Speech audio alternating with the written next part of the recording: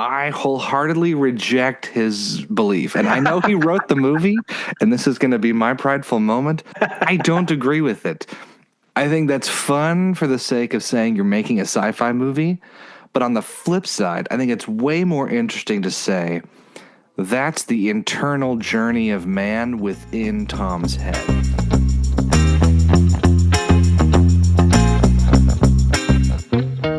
Well, let's kick it off. We're back with a Sacred Text series. We're going to dive through the fountain, go to space. I know how important the fountain is to you, and I'm really excited to hear what you have to say about that movie. I didn't prep you enough for this, but also I didn't want to. I wanted you to go in kind of like me the first time.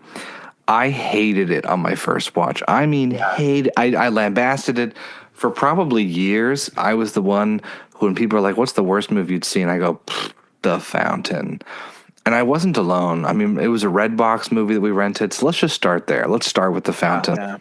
Let me give a little bit of background. So we talk about our boy, Darren Aronofsky. Are you a fan of his movies much? Yeah, I am. I actually really like the movie Noah. Oh, yeah, me too. I almost put it on my list of sacred texts just because I think it's an important text. Yeah. It's an important engagement with what it means to be human and the human condition. So, yeah, I like Aronofsky. Yeah, that's another one we're going to have to watch as part of our sacred text / Men at the Movies. Because that was his worst reviewed movie that he's ever made. 5.8 stars, and I don't know if it's just because we're in Judeo-Christian America or... I think that is exactly why. It was just the wrong time, and it's always the wrong time here. Yeah. This is still a little higher on the list with The Fountain. When it came out, it really tripped people out because he's a writer-director on this one, and he had just come off of, like, Requiem for a Dream was 2000, and I watched a bunch of special features and behind the scenes yesterday just while I was working. I had no idea how long this movie took him to make. So just like a technical background on it before we fully dive in. He started this movie right after Requiem for a Dream came out. Already had the idea. His buddy and co-writer on it was just finishing at NYU in like neuroscience and astrophysics or something like that. His name is Ari Handel. Anyways, they created this idea and they were like, we're going to go to Australia and shoot it. They fly to Australia. They start building these massive Mayan sets and all kinds of things after they'd been to Mexico and whatever. Had all these ideas. They started creating the whole entire thing. And the first studio shut them down and canceled the movie. So they had to ditch a whole year's worth of effort and sets. Took another 2 years for another studio to buy it, and then they went up to Canada. And it was originally supposed to be Brad Pitt in the Hugh Jackman role. So then it was Hugh Jackman afterwards. In 2006, Hugh Jackman is like post-X-Men, you know? Anyways, all that to say, it was a lot of work to get it out, and people were waiting. So once it came out, people were just kind of like, what the actual fuck was that? So tell me your gut reaction when you started it to when you finished it. I didn't hate it. I liked it. It's a good start. You know, like I think I knew going in that this was a really high concept sort of movie, that it was more poetic in its storytelling than like a straightforward linear, you know, it'd be more like The Tree of Life. And I think because I already have the space for that kind of movie in my head, I think my approach to this was that this is okay. It's okay to tell a story like this. Yeah. I could tell that it was obviously, you know, in the first few moments, like what is the quote? Like death is the doorway to awe. Death is the road to awe. Yeah, death is the road to awe. Like it's a pretty important line to start a movie on. And so, you know, you can tell pretty off the bat, like, okay, we're going to be wrestling with some really core human experiences here. And yeah, the thing about it for me was that I think this is a movie that I would need to watch multiple times to chew on, to really like sift through the imagery and what is really happening and understanding the nonlinearity of the narrative to really like get it. Yeah, well, where should we start? You know what? I'm going to give a little bit about what the director says and then how I interpret it myself as opposed to him. As I started with, I hated this movie the first time I watched it. 2007, it was a red box rental. My mom, I'm going to give her credit. She rented it because she thought it was interesting. Hugh Jackman, Rachel Weisz, how do you not just watch something with them? Yeah. She was more open to it when I finished it. My dad and I both were like, that movie fucking sucked. And just could not stop making fun of it. I was like, what a just... Blech. So for years, it was 2007, almost 4 years, couldn't stand it. 2011, Netflix was still like early days of streaming. It wasn't a ton on there. I was studying for an exam. I needed something in the background to watch. And I was like, oh, I fucking hate this movie. This will be perfect just to be on so I can hate watch as I do my studying. And instead, I was half watching through one whole book of studies, and I was like, oh, wait a second. And then I watched it a second time back to back at 3 a.m., which I know just already cements it as like insanity. This is stupid. And I just sat there and I was like, what did I just watch twice? Wait a second. I'm a little older. I've seen more. I've been doing more reading. I've kind of branched out from the old high school and parental dome. What's going on with this movie? So much that I watched it again before going on my mission in 2012. So that was like 3 times in a year. And I really love that it was wrestling with the concept of death in a creative way. But what I really got attached to was Darren Aronofsky wrote a sci-fi movie that's organic and nonlinear and weird at a time when everyone was like, Transformers, we're going to space, Fast and Furious is kicking off, and all these like different paths to fun. He was like, you know what though? Me and this neuroscience astrophysicist nerd are going to write the weirdest movie we could possibly write. So here's what he says the plot is about. The Tomas, which is the conquistador, played by Hugh Jackman, that's a story that real-life Dr. Thomas, Hugh Jackman, his wife, Rachel Weisz, is writing. So she's writing about this conquistador as a way to come to terms with her own situation with her husband, being a doctor and cancer researcher, trying to cure her disease, trying to cure her of death. Now, Darren Aronofsky says the third timeline, which is Spaceman Tom in the bubble with the tree going towards the dying star nebula Shibbolba. He says that's like actually a spaceman. Like that is a sci-fi spaceman going to space. I wholeheartedly reject his belief. And I know he wrote the movie, and this is going to be my prideful moment. Fuck you, Darren Aronofsky. I don't agree with it. I think that's fun for the sake of saying you're making a sci-fi movie. But on the flip side, I think it's way more interesting to say that's the internal journey of man within Tom's head. And so for me, I don't think the bubble going through the nebula is actually... I don't think it's real. It's not a literal. Which Aronofsky was like, oh, this is my story. And so I pulled some quotes from some round tables where you could see why this movie didn't get great praise. These poor reviewers are like, what the fuck did you make? But he specifically says, he's like, I wanted to move sci-fi from this filmic tradition of outer space to inner space, to get away from laser guns and ray guns and go back to sci-fi that's internal and psychedelic in the tradition of what Philip K. Dick was doing and Rod Serling was doing.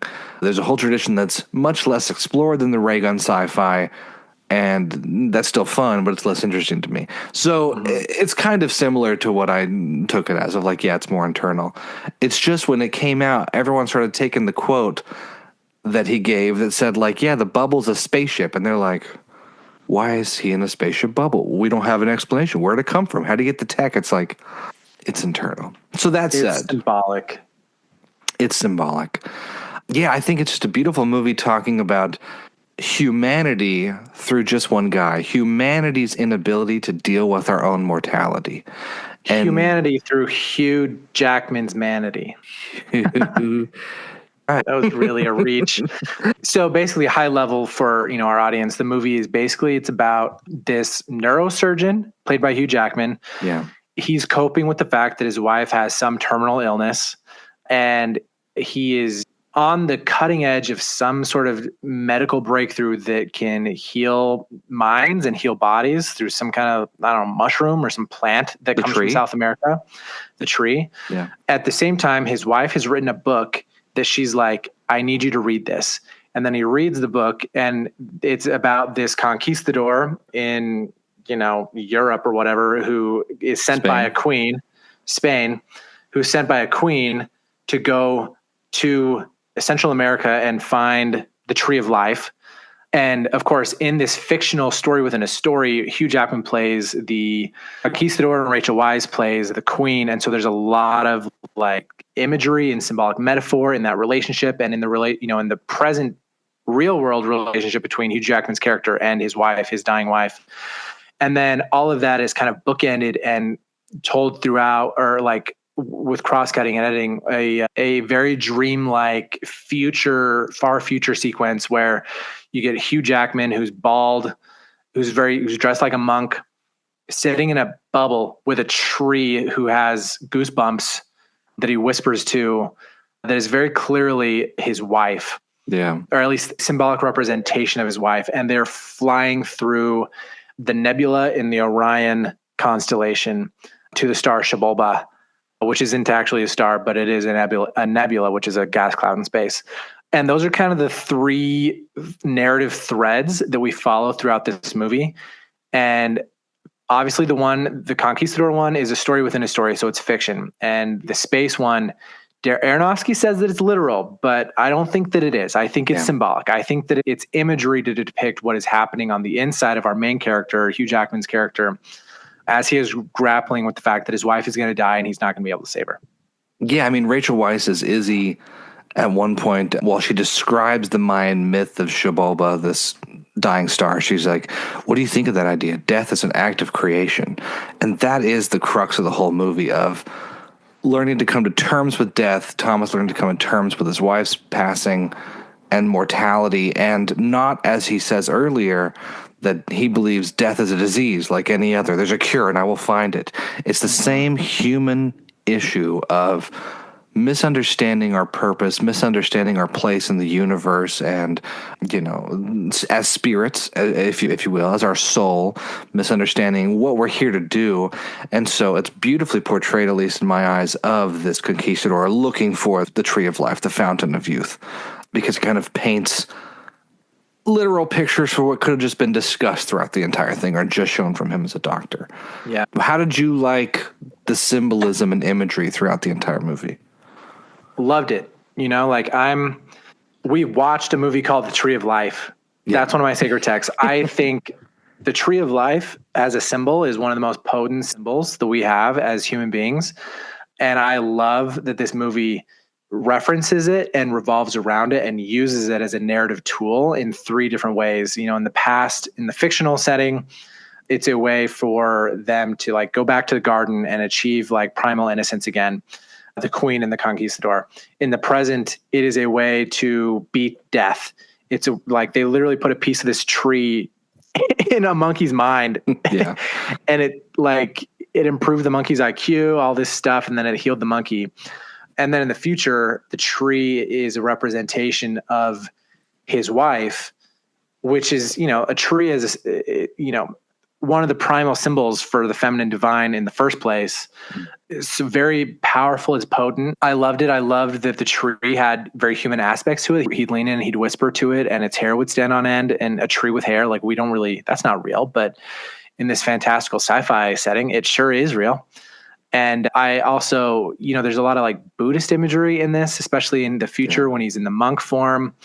He's in monk mode and he's like meditating, and like I love that imagery, especially, and even in the past, the fictional story, when he eats the fruit of the tree and then he's like, oh my gosh, I'm alive forever. And then it literally kills him. And then he grows into a plant himself. It's beautiful imagery that I would need multiple rewatches to really like chew on and grapple with. Because when I was watching it the first time, like I didn't take notes, because I was just like, what? How am I supposed to take notes on this? Yeah. Like we talked about before, maybe like Tree of Life too. The first time you just have to let it wash over you. Yeah. For maybe first couple times where you're just like, what is he doing here? I mean, for example, and this is again going behind the scenes to describe the symbolism as you watch it. That scene at the end, which, yes, we're spoiling it. It's a 20-year-old movie almost. When the conquistador eats from the tree of life or starts drinking that white gooey sap, what was Oh my gosh, yeah. so gross at first. And then looks up at the tree and yeah, it is. Tree cum, yeah. He sees the tree like light up and you're like, oh my gosh, what's happening? And yeah, he falls over and everything starts coming out of him. And this just speaks to the collective subconscious if we're going to go this far. Darren Aronofsky wrote that scene first. He was like, this is one of the first things I wrote for the entire movie. I had this idea of a conquistador getting to the tree of life, doing this, and then having plants spring out of him. Then as he continues to write the movie and starts researching the Mayans, he was like, wait a sec, in Mayan mythology, when great warriors die, flowers and butterflies come out of their corpse as a way of saying they're taking back to the earth. And so it's kind of interesting that he tapped into something that was already part of Mayan mythology without even knowing, or maybe he knew somehow before. But it's so visceral and it's kind of shocking. The first couple times I watched it, I'm like, oh, that's like body horror gross of his body. And you'll also recognize that in the film, 98% of it is not CGI. Yeah. So there's a lot of practical. It looks realistic here or there. It's like very, again, organic. I love that he kind of tends to go organic with more of it than CGI. Could have made it like a big whatever. Could have added CGI butterflies, but he doesn't. But yeah, kind of a interesting way to tell the story of the world tree, Xibalba, First Father, the Mayan myths, and blend it with Buddhism. I don't know if you noticed, and maybe this comes back in other times, he throws in crosses with light everywhere throughout the movie. So when he walks through the doors of the hospital, the two windows and stuff create a cross in the door. There's like crosses in different hallways. When he's in a museum, you'll see different symbols. So he really blends, Buddhist with Christianity with different kinds of myths and stories to kind of say we all have these related backgrounds to all these religions that we can find through the same idea of how do we grapple with death. So this is your sacred text. Yeah. What about it makes it your sacred text? I think it's the idea that death is the road to awe, obviously, is the key phrase there. And I just stuck in my mind for so long. I think it is our understanding that mortality is a very difficult circle to kind of grapple with. But in doing so in a more mystical sense, it makes more sense, at least it does for me, that by leaning towards stories and myths, it makes mortality easier to deal with. And I also think the biggest part of this movie is presentism versus looking to the future or the past or trying to fight nature. And this movie, for me, is a big lesson of, he continually skips out on spending time with his dying wife in order to try and save her when she's already come to terms with her own death. And so at each point in our life when we kind of say like, oh, I could fight nature, I could fight this, I could try and go against God, if you will. You can instead do the flip side and understand and recognize this is my place. This is what I can do right now. It's more important to spend my mortality this way than to waste it trying to fight mortality. Right. Yeah. I mean, I think there's an argument to be said that most story over the course of human existence is just a way for us to deal with the fact that we're going to die. Yeah. I mean, the rest of you are going to die. I don't know about me. Welcome to Xibalba. I think I'm going to live forever. But the rest of you guys are going to die someday.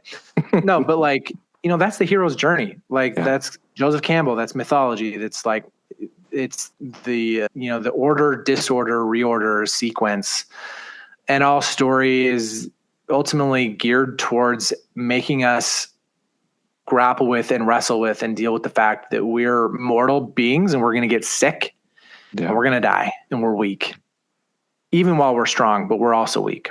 Yeah. I mean, as Queen Isabella in the story, Rachel Weisz is trying to tell her husband what she's feeling, and she says, together we will live forever. And so this conquistador goes out thinking it's because he's going to bring back the Fountain of Youth, not realizing in that story that it's because the queen knows she's going to die, because of the Inquisition, whatever forces are there. And that's the same thing that Rachel's trying to say. She's like, I, as Izzi, I'm going to die, and we're going to live forever because you too will die. And that's how we'll be together forever in this whole other place. Yeah.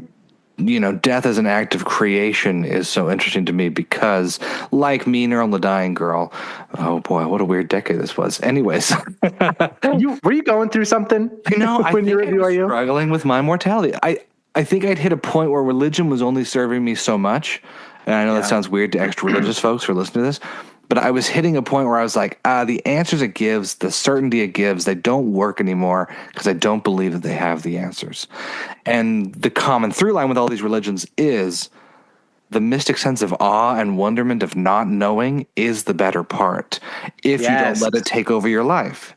If you let it sit where it sits on your shelf, in your mind, you wear it with you every day and you go, death is the road to awe. Whatever's beyond this is awe-inspiring and wonderful because this is already so wonderful. Okay. And I think that's where this was kind of clicking in my brain of like, don't give me multiple kingdoms, Mormonism. Don't give me multiple virgins, Islam. Don't give me all these different varieties like, Hinduism with their, you'll be reborn, do good or you're a bug. Like that doesn't make sense either. This to me was sitting with the unknowability and being okay with it. Yeah. Well, and I think not just in a cosmic sense of like, we really don't know what happens when we die, but in a self-referential sense of like steering you back to your own life. I think that certainly in the West, and I would say this is a human issue. This isn't just a Western human issue, but we love certainty. Certainty makes us feel good. It makes us feel safe. It makes us feel comfortable. But certainty also kills something inside of you. Yeah. And it's a Faustian bargain that we make for the safety and the comfort of security and security of certainty that we lose a part of ourselves. And, the line, death is the road to awe, death is a lot of things. It's not just physical death. It's also, you can go through spiritual death. You can go through emotional deaths, as you're transitioning through different phases of your life, when you're no longer a student, you're graduating from college. That's a kind of death because you're transitioning from one phase to another. And the core of it is that awe and mystery are like the lifeblood of what it means to be human. That they're kind of like the energy source. And the problem with like a lot of modern day religion, honestly, is that they are so locked into certainty that they prevent any mystery from ever touching us, from us ever touching mystery again. Because mystery is it's not an answer, it's a question. Yeah. And being able to live into a question, the questions are big enough to hold us. They're big enough to hold the complexity and paradox of our lives, whereas certainty is small and stiff and rigid. And like, that's what this movie is pushing you towards. Like, it's like, don't try and understand the movie. Yeah. Just get the feeling of the movie. The feeling of the movie is mysterious and awe-inspiring. And that feeling is the thing that you're supposed to connect to. That maybe there is some, Aronofsky Bible where he knows exactly what all this imagery like literally translates to. But as an audience member, maybe just really feel into the mystery, the sense of felt mystery that the movie delivers you at, because that is the spiritual lifeblood of what it means to be human. Well, and it's funny you bring that up with Aronofsky possibly having his Bible thing. It was so great to read all the reviews from these critics when they got to sit down in these interviews where they're like, what does this mean? What does this mean? And instead of answering every single one of them, he goes, where's this question going to get you? What's going to come after this? Because I'm not going to answer that either. So he's a mystic. He's a mystic. And that's why I think I love this one so much, because I was kind of writing things down this time, which I really haven't in the past. I've just let it be what it is, understanding there are symbols and watching some YouTube videos and being like, oh, someone's done more work to pick it out than I have. I sat this down, and wrote a couple things, and I was like, oh, gold. What's the meaning of gold? Okay, gold means divinity and eternity, enlightenment. White means death and purity. When is it showing gold and white? And at a certain point, I was like, oh, this is the wrong way to watch the movie. He doesn't sit down and give you a test and say, fill in your multiple choice answers to what it is. It is specifically mystery and awe. Here you are. And I think for me, some of the motifs or themes like sacrifice, the importance of sacrifice in order to not only achieve a goal, but to come out as a better person, or, those deeper meanings, they're present, but you don't have to get them, and it doesn't have to be the focus of the entire movie. Yeah. I specifically love at the end, there's that wild scene of Tom, the space traveler, reaching enlightenment and going through Shibolba, and that's a CGI part where his whole body gets ripped backwards and the star is just exploding through him. And it's always the weirdest scene, and always when I show people the movie, they're like, what the fuck was that? Especially because the movie doesn't end there. And that's probably one of my favorite choices of Aronofsky, is he has that scene and then moves to an alternate reality in which Tom doesn't go to operate on Donovan when his wife comes in and wants to go for a walk. He follows her outside. And then it kind of switches to Tom at her grave, the reality of what actually happened, and him coming to terms, finally reaching that nirvana, coming to terms with mortality, leaving flowers on her grave in the snow, and being at peace. And I love that that's the ending scene and not the explosion with CGI. Because he says, at the end of it, it all comes back to us, quietly serene humans dealing with ourselves and mortality. That's the heart of the story. Yeah. So it's a good movie. Good movie. Maybe don't watch it at a party with your friends, because I don't think that's the context. No. Maybe don't watch it with your phone out the whole time. If you're going to miss some things, it might be confusing. Maybe don't watch it high, knowing people who have done that. It doesn't seem to turn out well. There's more confusion than answers. But yeah. Dude, the Tenet protocol. Don't try and understand it. Just feel it. Just feel it. Well, I'm glad you liked it. I hope the next rewatch, whenever that may be, is fun. And did you see The Whale? No. Oh, you need to watch The Whale. Just like The Whale, the end of this movie cuts to a white screen, so the audience is just suddenly illuminated in the theater in 2006 with everybody else who's kind of like either what the fuck or crying. So yeah, just a nice little wake up at the end of the movie to say, hey, we're not fading to black. Here you go. Yeah. Aronofsky was wrong. It wasn't really space. We will have the movies linked in the show notes where you can go watch them and stream them right now. And then stay tuned as we'll have more episodes as well as more interviews and another secret text next month.